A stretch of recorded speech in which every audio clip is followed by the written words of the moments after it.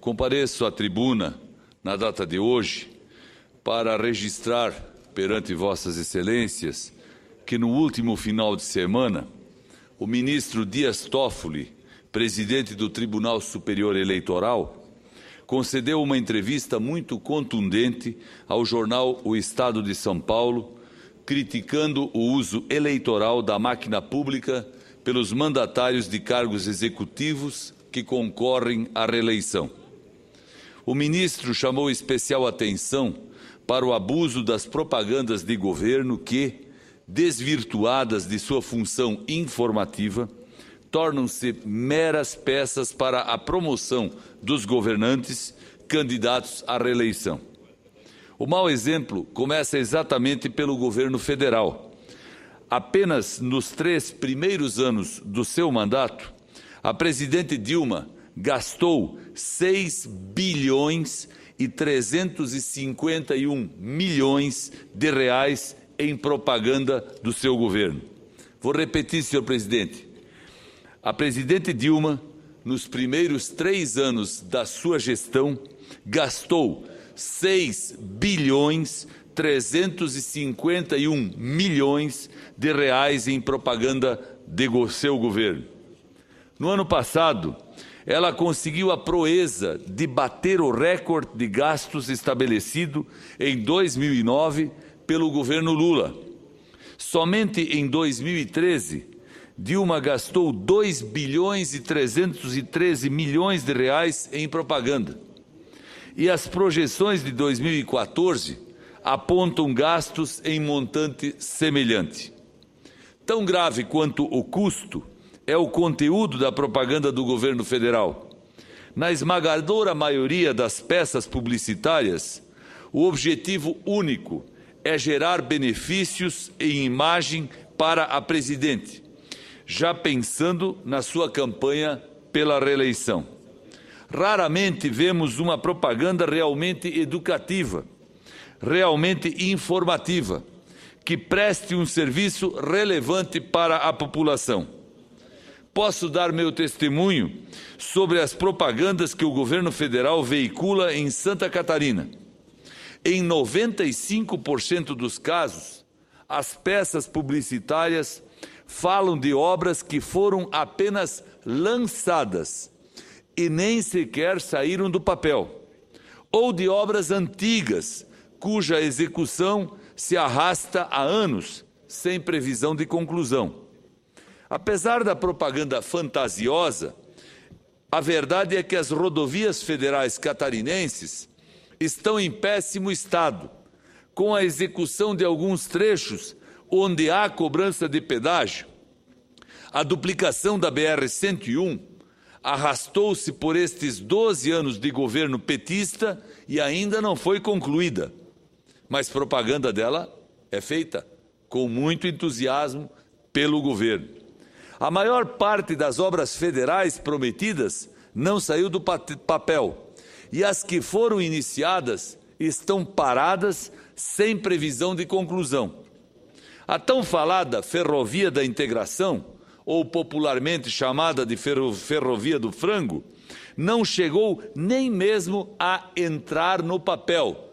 Eu digo entre aspas, entrar no papel, pois o governo não consegue nem ao menos definir o seu traçado. Há anos de conversa e a Ferrovia da Integração continua sendo apenas uma ideia que vaga no ar. Os investimentos nos portos catarinenses resumiram-se a um mísero novo berço no Porto de São Francisco do Sul, enquanto um porto em Cuba consumiu bilhões de reais em impostos gerados pelos brasileiros. No entanto, no mundo mágico da propaganda federal, tudo é uma maravilha. O mais triste é que o governo de Santa Catarina, o governo do meu estado, decidiu trilhar pelo mesmo caminho. Aliado a Dilma, o governador de Santa Catarina, seu eleitor apaixonado, aprendeu a investir todas as fichas no marketing e na propaganda, realizando numerosas cerimônias de lançamento de novas obras. Obras que foram lançadas e anunciadas graças a empréstimos que o governo de Santa Catarina tomou junto ao governo federal. E faço aqui uma observação. Até o final deste ano de 2014, Santa Catarina terá tomado de empréstimos federais, terá pago aos cofres do governo federal, só nos últimos 4 anos, 100 bilhões de reais em tributos federais e contribuições federais. Deste total de 100 bilhões, o governo federal destinou muito pouco para as obras fundamentais de infraestrutura no meu estado. Entretanto, emprestou 12 bilhões para o governo catarinense. E este empréstimo, obviamente, será pago no vencimento. Se o povo catarinense gerou impostos e esses impostos foram transformados em empréstimo para Santa Catarina, então o povo catarinense pagará 2 vezes. Não há como contestar esta verdade. E ainda por cima, as obras que são lançadas, que vão ser executadas com o dinheiro do empréstimo, são obras que são mencionadas e citadas na propaganda oficial do Estado catarinense, mesmo antes de serem concluídas. Depois, como Dilma, o governo catarinense fez vários anúncios e comerciais de televisão apenas para avisar que tais obras foram lançadas, mesmo que não tenham sido nem ao menos iniciadas. A estratégia é: lança a obra, coloca uma placa e faz propaganda. É um verdadeiro absurdo um governo gastar dinheiro em propaganda para dizer que pretende fazer uma obra, ou que determinada obra está em andamento. É um gasto totalmente inócuo, absolutamente supérfluo. Ao par de tudo isso, precisamos entender que a raiz desse problema está no Instituto da Reeleição. Declaro aqui meu total apoio à proposta do senador Aécio Neves de acabar com a reeleição para todos os cargos executivos, estabelecendo um mandato de 5 anos, com votação no mesmo dia para todos os cargos. Hoje, com raríssimas exceções, e dentre elas destaco os exemplos dos governos sob o comando do PSDB, tanto em estados quanto em municípios, todo governante eleito, seja presidente, governador ou prefeito, dedica seu primeiro mandato exclusivamente para viabilizar sua reeleição para o segundo. Com a reeleição, nosso sistema político embrenhou-se ainda mais nas vicissitudes do chamado presidencialismo de coalizão, que é a espúria troca de cargos e favores por apoio político. Hoje, todo presidente, governador ou prefeito vê-se compelido a buscar uma base de apoio cada vez maior, atraindo partidos com os quais muitas vezes não tem qualquer afinidade político-ideológica. O governante faz isso não porque precisa de apoio para governar, faz isso porque precisa de apoio para se reeleger. Cada partido, em sua base, por menor que seja, significa preciosos segundos no programa eleitoral de televisão. E significa, senhor presidente, acima de tudo, segundos a menos no programa do adversário, que já entra na disputa em desvantagem, pois compete contra um adversário que domina a máquina pública e geralmente não tem pudores de usá-la em seu favor. Pelo contrário, senhores senadores, o mandatário, em busca da reeleição, coloca nas ruas um exército de servidores, comissionados e suas famílias, pedindo votos e fazendo campanha.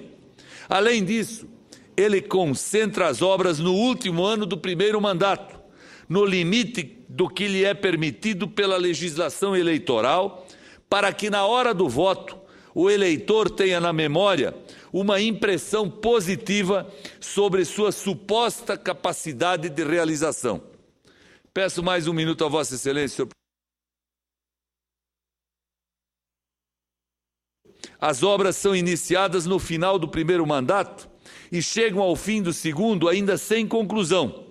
É comum o governante anunciar a obra, colocar uma placa, passar a patrola e parar por aí. Com as eleições se aproximando, quantas placas estarão surgindo pelo Brasil afora? Quantas delas resultarão em obras paralisadas? Pode surgir o argumento de que o fim da reeleição não vai alterar esse quadro, que o governante vai continuar fazendo as mesmas coisas para garantir a eleição de um afilhado político como seu sucessor. Não compartilho desse raciocínio. Acredito que, sem a possibilidade de reeleição, o governante seria menos suscetível aos apelos eleitoreiros e poderia se concentrar em realizar um bom mandato, em deixar sua marca na gestão pública.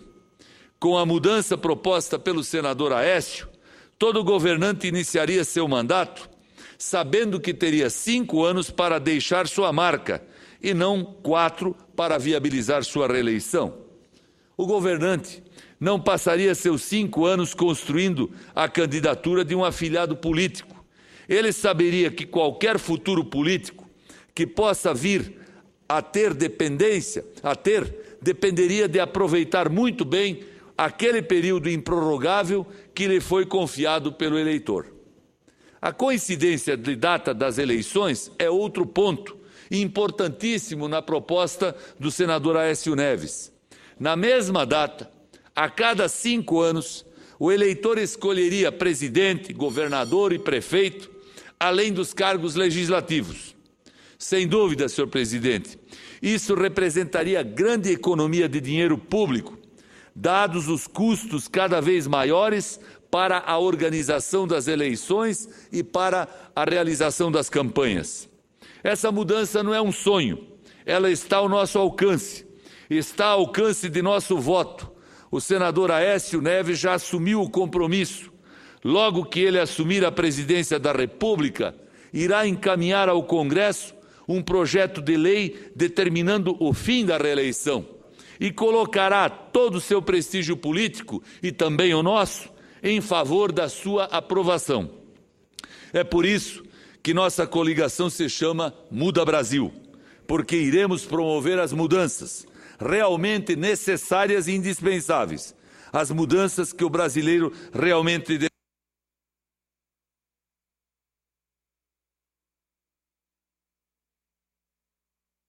mudanças que gerem obras, melhoria na qualidade do serviço público, respeito ao eleitor e menos gastos na publicidade que apenas serve para valorizar o ego do governante e iludir o eleitor. Em países desenvolvidos, senhor presidente, como a Alemanha, Estados Unidos, Inglaterra, Japão e outros mais, Canadá, não se faz propaganda de obra pública, se faz campanha de ordem institucional, de esclarecimento, de informação sobre educação, sobre saúde, sobre segurança, sobre assuntos que interessam efetivamente a sociedade. Fazer obra é uma obrigação, fazer propaganda, não. Muito obrigado.